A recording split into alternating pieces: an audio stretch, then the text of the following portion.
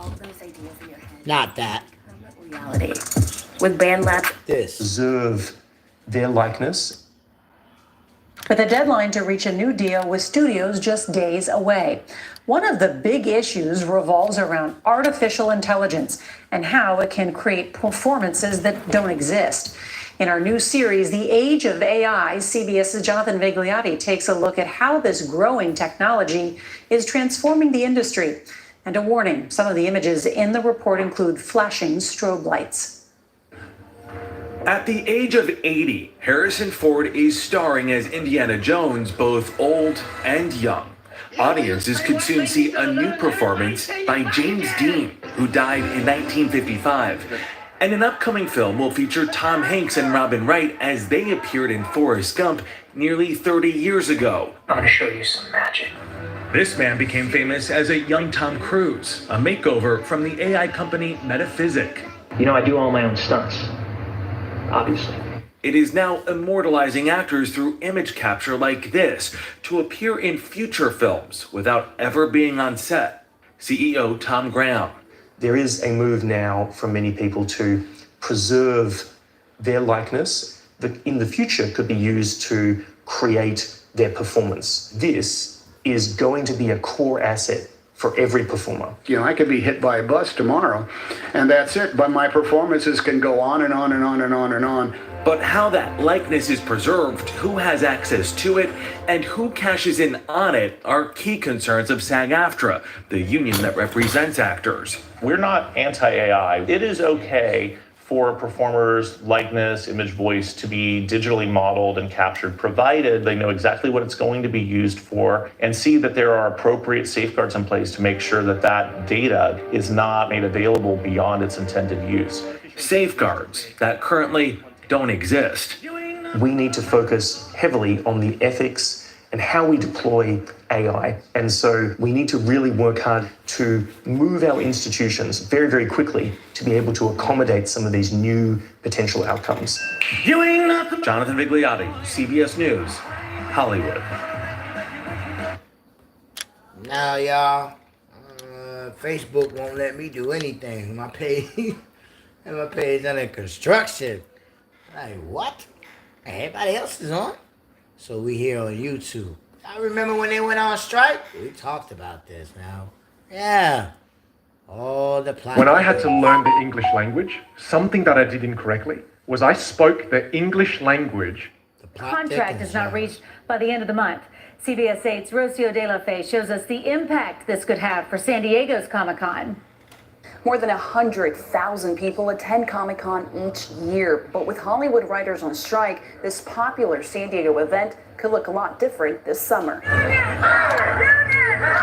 More than 11,000 members of the Writers Guild of America have been on strike for weeks, seeking new negotiations for a contract.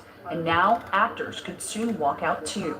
Over 97% of members of SAG-AFTRA, the actors union, voted in favor of a strike. It's going to affect every type of media. Frankie Carino at Now or Never Comics says he supports the strike. I'm hoping that a deal can be reached soon, just for, just for everyone involved. But I'm really hoping that the writers get fairly compensated, that there's going to be more job security. The writer's strike means TV creators likely won't be on panels at Comic-Con, and no actors promoting films or series would have a big impact on the event. It's definitely a large event for San Diego. I've been going since 1994. Norrin Powell is a creator that looks forward to Comic-Con each year. Do I feel that perhaps things to come may suffer a little bit? Possibly. Some of the upcoming movies, animated movies, live action movies, TV series, a lot of streaming. Last year, Comic-Con returned to in-person after a 2-year break due to the pandemic. And now some fear it could look different without actors. As an industry, Hollywood isn't taking care of those that are producing the product, that are the ones creating the product. Everybody's going to suffer. They're going to suffer. The writers are going to suffer. We as the people who consume are going to suffer. So, hopefully they can figure it out. But Powell and Carino believe the show will still go on. It's not going to affect turnout. Everyone's already bought their tickets. At this point, everyone's got their hotels and flights and stuff when it comes to tourism. If it does affect those types of panels. Now remember that, right? Everybody was like, what the hell is going on? Yeah, I remember that. Like, why they going on strike? Like this UPS union or something. Now, let me stop. Catastrophic magnitude in the first. The California wildfires have been devastating Los Angeles, destroying homes and people's lives. The climate lobby would have you believe that climate change is to blame, and that we need sweeping Green New Deal type energy policies to prevent these wildfires from happening. But that's not true. They're right that these fires could have been less severe or avoided altogether, but not with their radical climate policies that actually contribute to the severity of these fires in the first place. Here are 3 failures that led to the LA wildfires.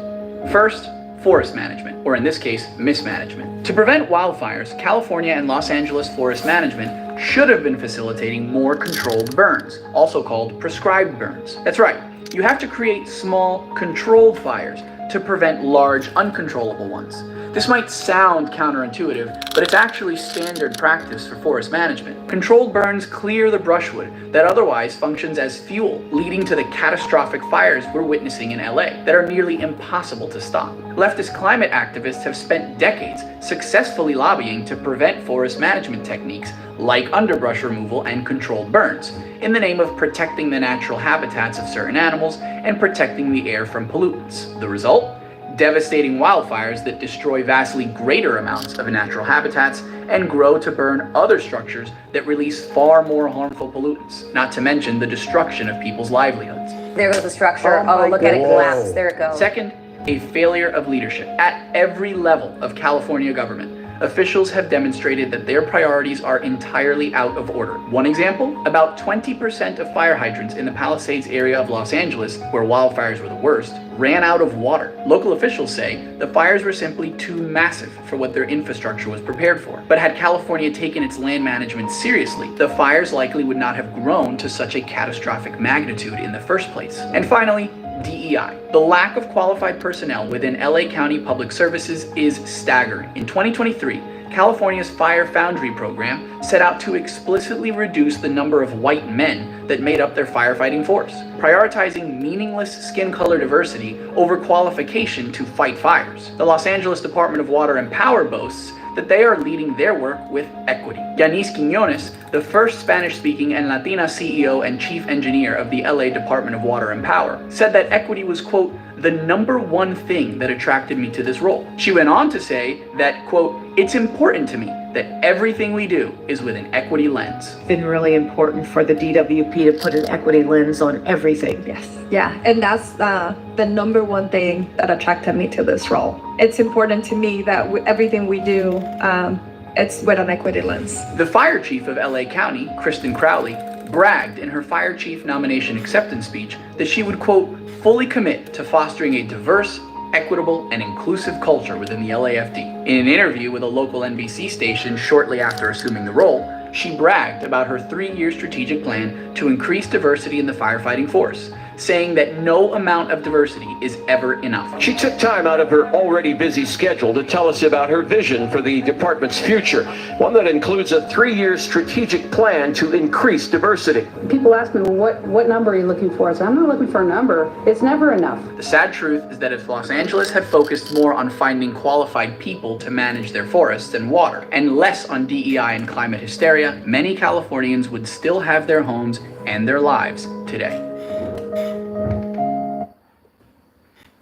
That's the punishment for LA turning their back. Every job is different. It's like, you know, if you have to go up letting the world know. Here, that's part of the game. That's where we come in. Tell them the numbers. Hollywood on strike. No new contract negotiations to report from either the writers or the actors union. In fact, the chief SAG negotiator is now predicting the actors strike could drag on until early 2024. Right?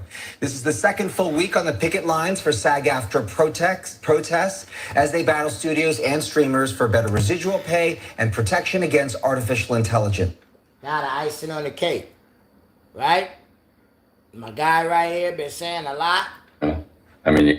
They upset. I'm Mike Keene. Thanks for joining us. Remember to pray for Mel Gibson. If you'll pray for him, let us know in the comments below. Just say a prayer for him. God bless you, Mel Gibson.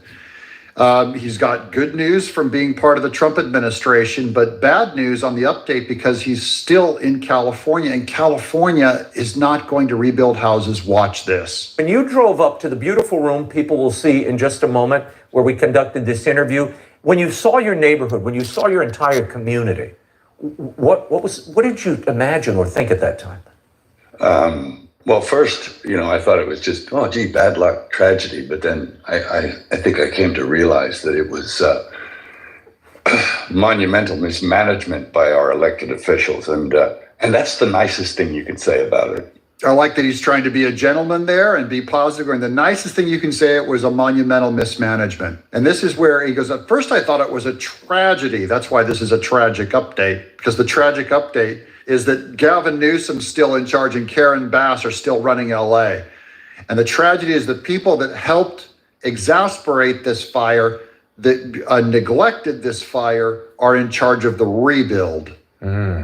Yeah, I've been listening to your governor, Gavin Newsom, and he's promising LA 2.0, a reimagined Los Angeles. He even says he has a Marshall Plan. Is that what you and your neighbors want right now?